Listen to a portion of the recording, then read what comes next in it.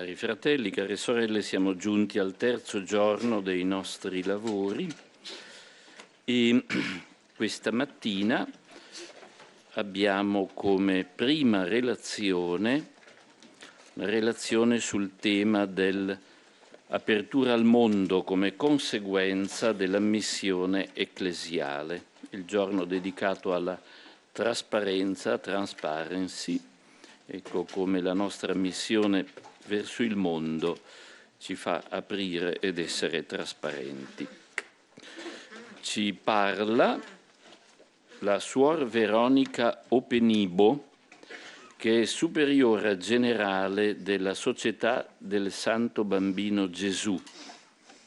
È nigeriana, è entrata nel 1973 nella sua congregazione, ha una lunga esperienza come educatrice ed è stata impegnata anche nel campo pastorale e nel campo sociale.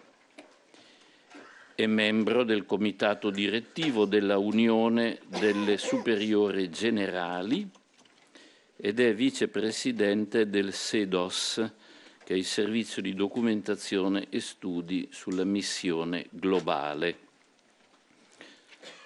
A lei la parola, Suor Veronica, grazie.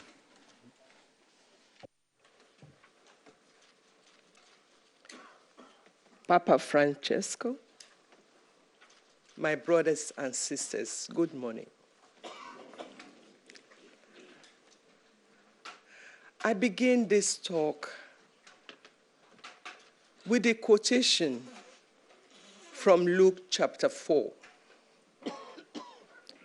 For me, openness to the world as a consequence of the ecclesia mission is the mission statement of Jesus that we also follow. The Spirit of the Lord is upon me and anointed me to preach good news to the poor. The Spirit has sent me to proclaim deliverance to the captives and recovery of sight to the blind, to release the oppressed, to proclaim the Lord's year of favor.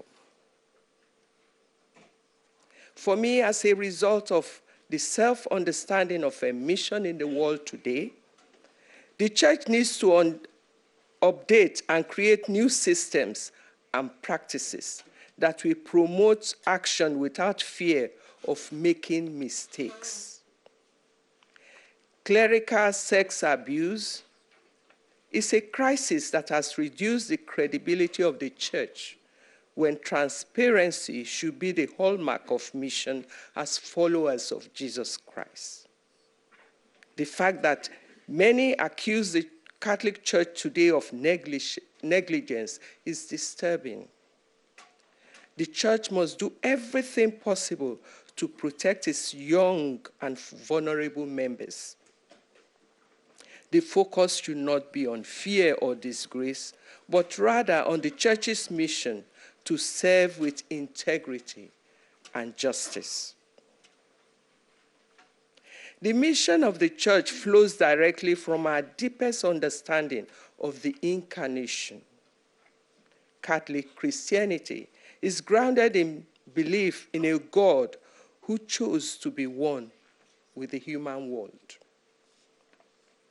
The self-understanding of the mission of the church must be a manifestation of the Christ we know as both human and divine. The whole of Christ's mission was to reveal who God is and who we can become. This implies a total acceptance of all that is human and all that the power of God's grace does to transform us into being witnesses of the divine. Our worldview, if Christian, must be based on respect and dignity for each human being. At the present time, we are in a state of crisis and shame. We have seriously clouded the grace of the Christ mission. Is it possible for us to move from fear of scandal to truth? How do we remove the mask that hide our sinful neglect? What policies, programs, and procedures will bring us to a new, revitalized starting point, characterized by a transparency that lights up the world with God's hope for us in building the reign of God? Throughout the time of writing this presentation, my eyes were cloudy, and I wondered what this could mean. Then I remembered the first time I watched the movie Spotlight. Some of you know it. The 2016 American biographical drama about the investigation by Boston Globe in America, in Boston area. The cover-up by ecclesial authorities. At the end of the film was a long list of cases and dioceses where they occurred, and reading about the number of children affected, and also later seeing the vast amount of money spent on settlements, tears of sorrow flowed. How could the clerical church have kept silent, covering these atrocities? The silence, the carrying of the secrets in the hearts of the perpetrators, the length of the abuses, we heard one last night, and the constant transfers of perpetrators are unimaginable. Presumably, there were significant signs in the confessional and in spiritual direction. I want to believe that. With a heavy and sad heart, I think of all the atrocities we have committed as members of the church. I'm saying we, not they, we. The constitutions of my congregation reminds me, in Christ we unite ourselves to the whole of humanity, especially to the poor and suffering. We accept our share of responsibility for the sin of the world, and so live that his love may prevail. I think all of us must acknowledge that our mediocrity, hypocrisy, and complacency have brought us to this disgraceful and scandalous place that we find ourselves as a church. We pause to pray, Lord, have mercy on us.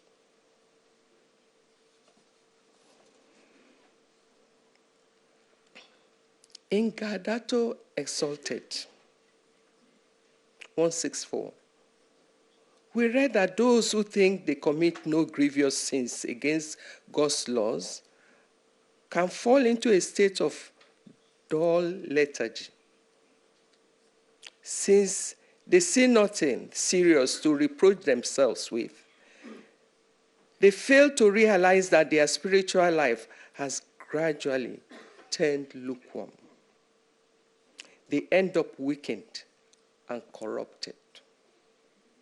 Let us not say they, it's all of us.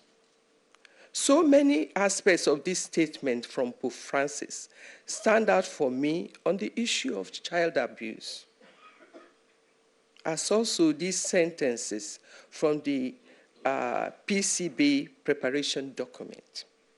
A church that is closed, shut off, is no longer church. A mission will be thwarted. It is not about giving up principles and secularizing the church. It is about living visibly and perceptibly what we claim to be, or what and how we really are. Yes, we proclaim the 10 Commandments and parade ourselves as being the custodians of moral standards and values and good behavior in the society. hypocrites at times, yes. But why did we keep silent for so long? How can we turn this around for a time to evangelize, catechize, and educate all the members of the church, including the clergy and religious? I often ask myself, is it true that most bishops did nothing about the sexual abuse of children?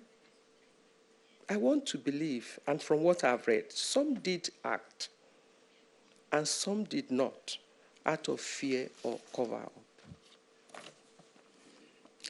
We might say the church is now taking steps to arrest the situation, but also to be more transparent about all the steps it had been taken privately over 2 decades, such as meeting with victims of sexual abuse, reporting cases to the appropriate civil authorities, and setting up commissions and many other things.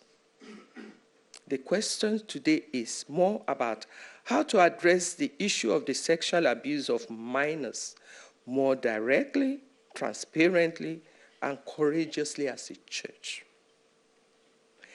The hierarchical structure and systems in the church, I believe, should be a blessing for us to reach the whole world with very clear mechanism to address this and many other issues. Why has this not happened enough? Why have other issues around sexuality not been addressed sufficiently? For example, the misuse of power, misuse of money, clericalism, we've heard that many times, gender discrimination, the role of women and the laity in general. Is it that the clerical structures and long protocols that negatively affect swift actions focus more on media reactions? I have a reflection. I would like to offer some reflection based on the experience as an African woman religious. I've lived in Rome for 15 years, off and on, and studied in America for 3. So I am familiar with these issues in the global north. Probably like many of you, I've heard some Africans and Asians say, or many Africans and Asians say, that this is not an issue in the countries in Africa and Asia. It is the problem in Europe, the Americas, Canada, and Australia. However, I worked throughout Nigeria in the area of sexuality education for 9 years and heard stories and counseled many people. In fact, one of the bishops, the first to invite me to his diocese to speak with him, have a workshop with him and his priest, is present here, Archbishop Akubueze. So he saw the need and invited me.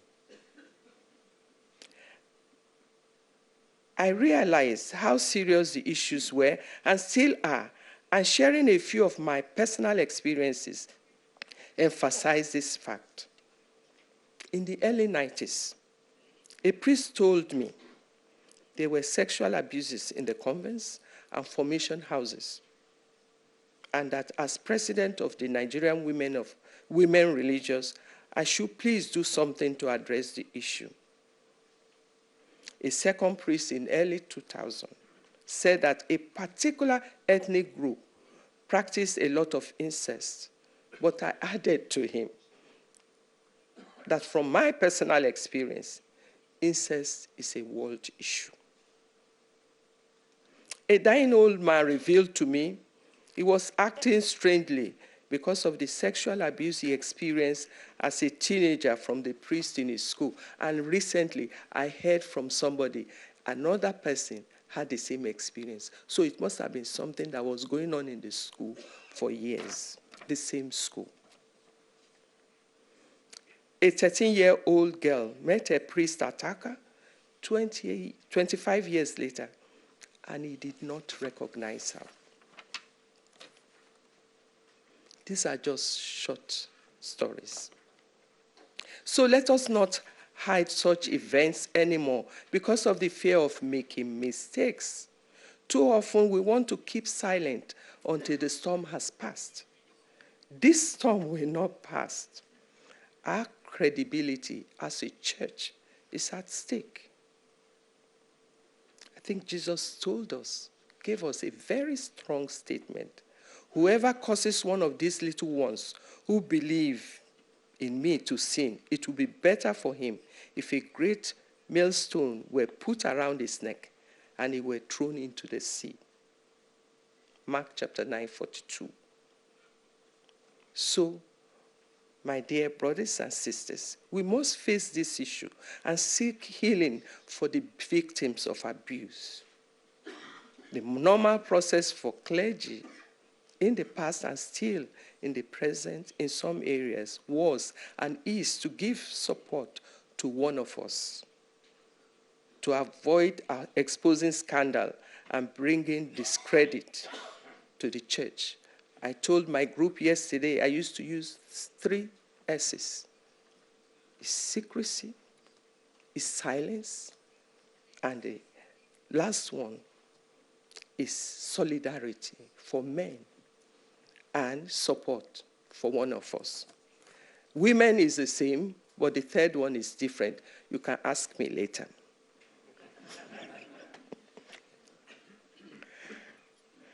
We must face this issue and seek healing for the victims of abuse. The normal process, as I said, is the support for men, but we find a way together. All offenders, I want to say, regardless of their clerical status, found guilty should be given the same penalty for the abuse of minors. Let us have courageous conversations rather than saying nothing to avoid making a mistake. I like this statement. We can make a mistake, but we are not created to be a mistake. And mind you, posterity will judge us for not taking action. The first step towards true transparency is to admit wrongdoing and then to publish what has been done. I repeat, we publish what has been done. I think some of it has been published already, but we have to make it public. What has been done since the time of John Paul II to heal the situation. It may not be enough, sufficient in the eyes of many, but it will show that the church had not been totally silent. We must build more effective and efficient processes based on research in human development. We use here human formation, as well as civil and canon law for the safeguarding of minors. Then give clear and comprehensive safeguarding policies and guidelines in every diocese that should be placed visibly in various parish offices and published on the internet. There must be better handling of the cases through face-to-face, transparent and courageous conversation with both victims and offenders where possible, as well as investigating groups. In many parts of the world, including countries in Africa and Asia, not saying anything is a terrible mistake, as we have seen in many countries. The fact that there are huge issues of poverty, illness, war, and violence in some countries in the global south does not mean that the area of sexual abuse should be downplayed or ignored. The church has to be proactive in facing it. I read through some of the papers that were given out to us in various parts of the world. Many dioceses and conferences have written books. I didn't see Nigeria in it, but I know I worked with some of the booklets that the bishops produce in Nigeria. Call to Love, I Chose You, Guidelines for Processing Abuse of Minors and Vulnerable Adults. We need more of such in many parts of the world. The excuse that respect be given to some priests by virtue of their advanced years and hierarchical position is unacceptable. This argument states that many of the criminal offenders are old, some no longer alive, and that we should not hurt them or their reputations by taking away their priesthood in old age. We can feel sad for those who, when they were younger, committed offenses that are now being brought out to the open.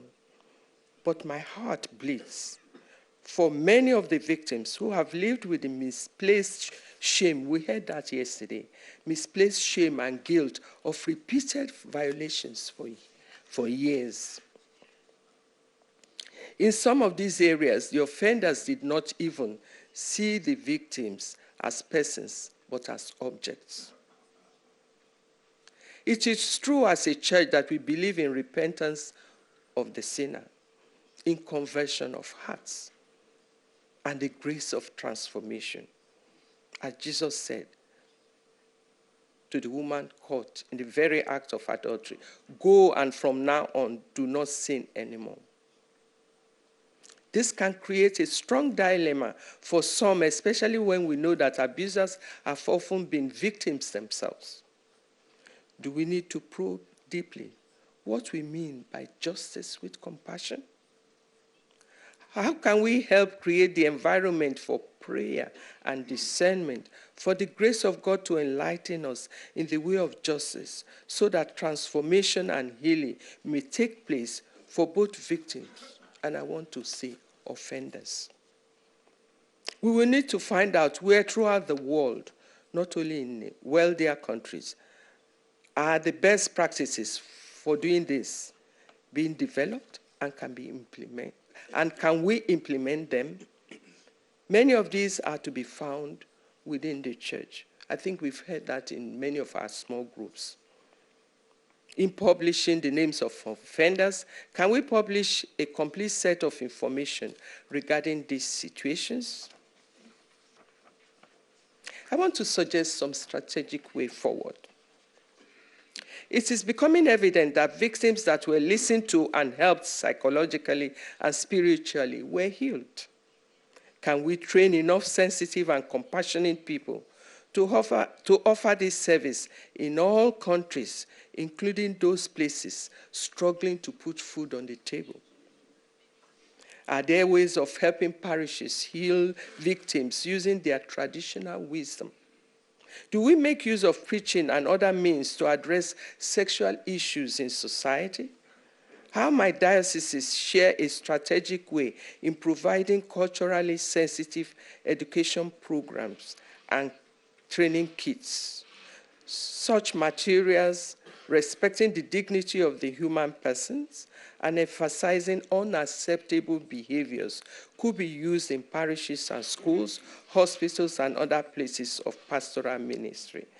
The UISG and USD has promised that in the statement they made.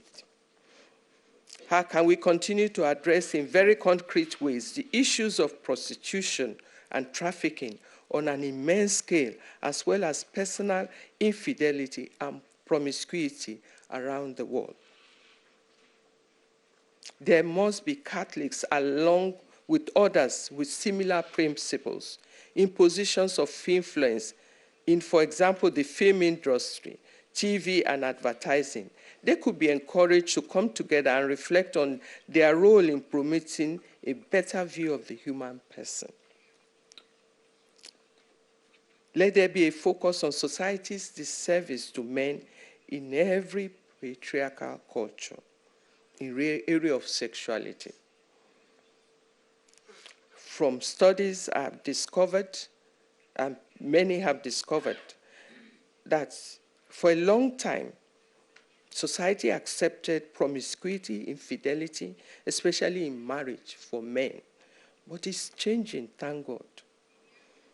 Let us investigate how better to use social media to educate people on the whole area of sexuality and human relationships. I want to say here, essential, surely, is a clear and balanced education and training about sexuality, boundaries in the seminaries and formation houses. in the ongoing formation of priests, religious men and women, and bishops. It worries me when I see in Rome and elsewhere, my country included, the youngest seminarians being treated as though they are more special than everyone else. Thus, ideas about their status, exalted ideas about their status. This is encouraged because they assume they have already high status. The study of human development, human formation, must give rise to a serious question about the existence of minor seminaries. I want to repeat that. The study of human development, human formation, must give rise to a serious question about the existence of minor seminaries. The formation of young women religious too can often lead to a false sense of superiority over their lay sisters and brothers, that their calling is a higher one.